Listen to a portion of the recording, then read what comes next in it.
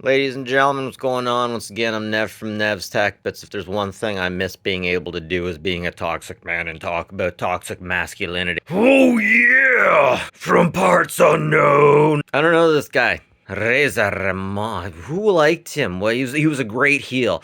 This guy was also a great heel. I tried to respect Ric Flair after the fact because I just don't like the rich hoity-toity type. And you know what? Maybe that made him a great heel, but when I found out how racist he was, then I had an issue with him. Oh, I love the ephemera. You're missing the F, baby, and I love you forever, but man. I don't know about that, brother. You should forgive World Wildlife Federation for what they did, brother. Screw you, Hulk. They took away part of my childhood here. Yes, Nevin, you should break their back and make them humble. No, I'm not sure I'd go that far. It would make me just as evil as them. You know what I say, Nevin? I say you should keep calling it WWF and they can kiss. No, wait. And that's the bottom line, cause Stone Cold said so. Oh yeah, I lost a match to Harvey the Wonder Hamster. Legit, there's aspects of this guy that I totally love, like him being over the top. But I mean, legitimately. He locked his wife inside the house with nothing but TV dinners. Miss Elizabeth. I mean, I kind of understand how you could, flip and go with Lex Luthor, but Lex Luger, really? He was never as good as these two. I miss Miss Elizabeth. We share the same birthday. The British Bulldog trained in the Dragon's Den with Bret the Hitman Hart, and so that's over in Canada. Was this guy part of Stampede Wrestling?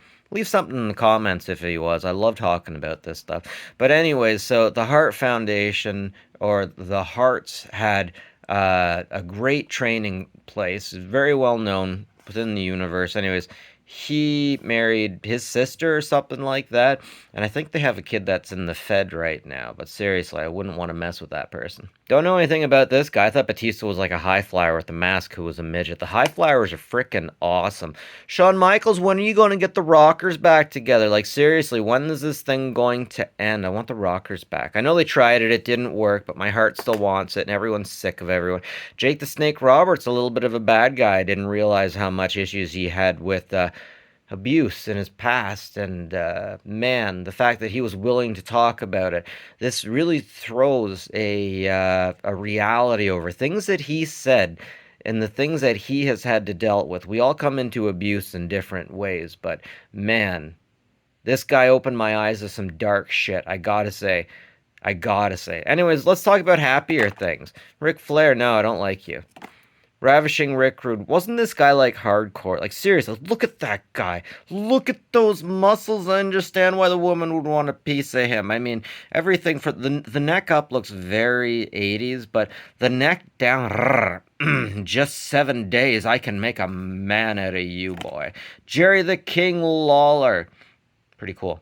Wait, is this the guy that has his face looks okay. He has issues with his face or something like that. Hell of a caster.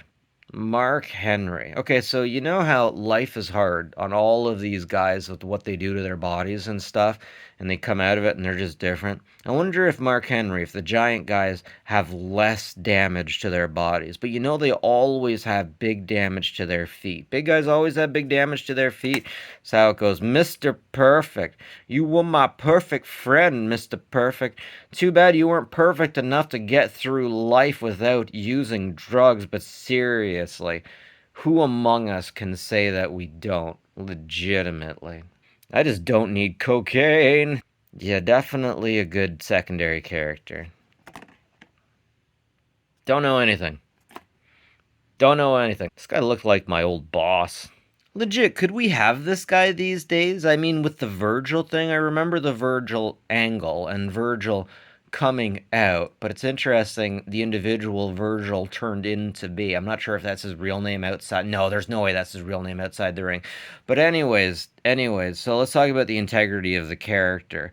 The integrity of the actor off screen, I'm pretty sure, is better than the integrity of the actor off screen for Virgil, the $1 million man. But it's interesting how that worked out. But still, nice angle. So being young was to know that this guy was the good guy, he was the best guy, and then as you get old, you figure out Maybe not. Lot of history with this guy. Seriously, he was actually brought into school in the back of a truck by a poet, a famous French poet. They didn't really know each other very well, and that says a lot about the time. The French would just agree that kids needed to get to school and the farmers would drive them into school. So there, they just did that. I freaking love that. I freaking love that. The Taker, I guess you have to have the Taker. I loved how ominous when he came in. It's like nobody could stop him. I think I remember a match with him and Tito Santana, I think it was, and Tito just like tried to run away from him as soon as he came out. And then everyone loved him. I kind of fell off from it after that. Kurt Angle.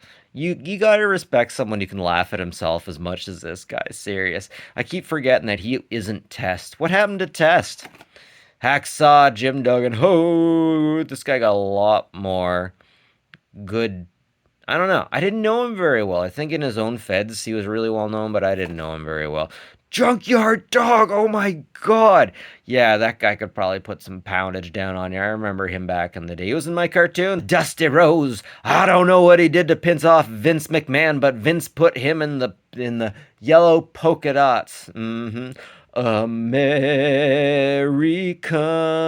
Mankind. I might not have liked the character too much, but geez, you gotta love the individual behind the mask, the man behind the mask. Mick Foley, I read two of three of his documentaries, and I gotta say, you gotta respect the man for simply his drive to give the people what they paid for. Man, going off of the top of the steel cage with that Undertaker match, that was freaking brutal. He had one of his teeth out through his nose, but kind of after that, I don't want to say he jumped the shark because saying he jumped the shark meant that you couldn't get any better after that. And this guy was a badass legend all the way through, even to this day. One of the things I keep remembering about him in his biography is that his parents liked to play Christmas carols year round, all the time. And there was one time when his dad thought maybe playing the Christmas carols all the time may have made his kid a bit crazy. Sting! I never cared about this guy at all, but man, when the NWO versus WCW was on, it's like everyone. I was always hanging out with my friends. My friends always knew who was going to win, but they were still right into it, and I just love talking to them about all of it. George, if you're out there, man, that was you, man. I just love, and like as soon as Sting comes in, oh wow, look at those gutters. Nice. If I had a set of those.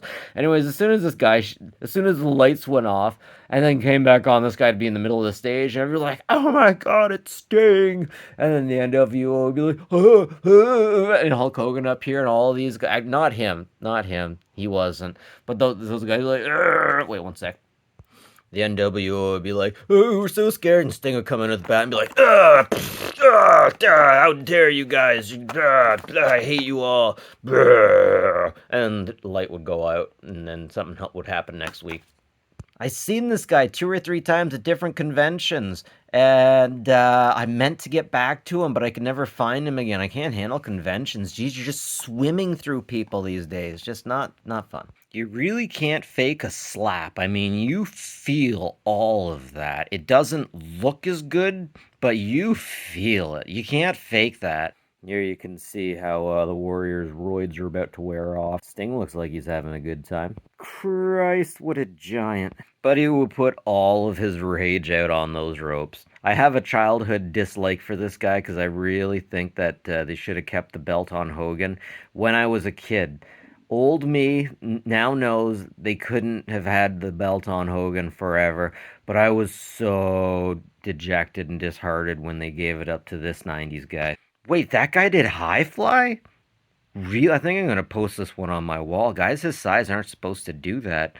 I'm pretty sure he passed away from an accident with a motorcycle as he didn't wear a helmet. Oh, the Vader splash. This is legitimately bringing old memories up. I remember watching this on VHS and specifically remember thinking, geez, that's a difference in size. Let's face it, that's Yokozuna. Diesel, the only reason that you were able to bring him down was because he let you. Who is that? And how do guys that big end up upside down? I bet I've seen that. but I didn't appreciate it. Now, okay, if I go upside down like that, I am I'm dizzy as heck. How do you do it? I never liked Bret Hart, but I love seeing him beat up Shawn Michaels. As a Canadian, I like Bret Hart. I like Bret Hart more than I like Shawn Michaels. But let's face it, is Shawn Michaels a necessary evil? While I didn't like DX, I wasn't a fan of theirs. They were valid. Oh my god, did I really just use those words? I mean, if you didn't have DX, though I didn't like them, would you have accurately been describing the generation accurately in WC or WWF at the time?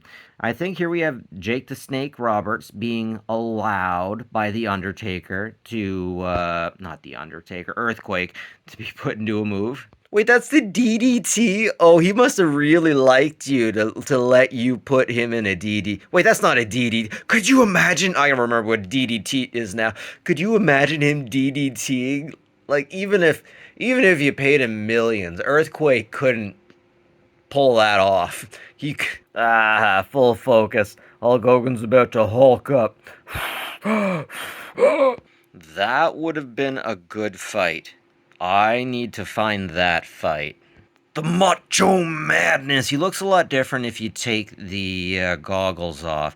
He's got this look. I've seen him in older interviews before he had Miss Elizabeth and before he had the glasses. And the way he was looking around, geez, it just looked like when he was looking at you, it looked like he was looking into your soul or something. Just the way his eyes were. So it really pulls off really nicely on camera. I don't know how to describe it, but when you get the goggles on, it definitely changes everything. That's where he goes with the Macho Madness.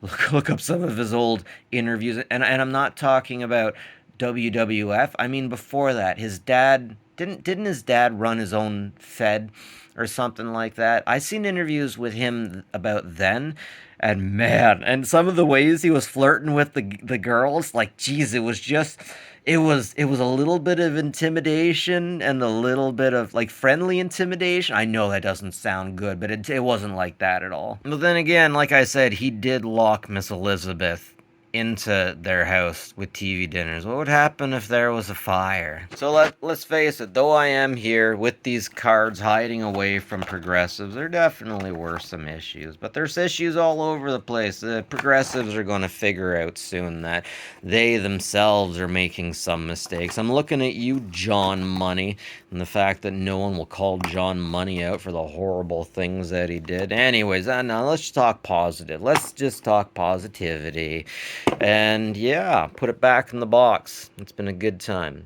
Love this toxic masculinity.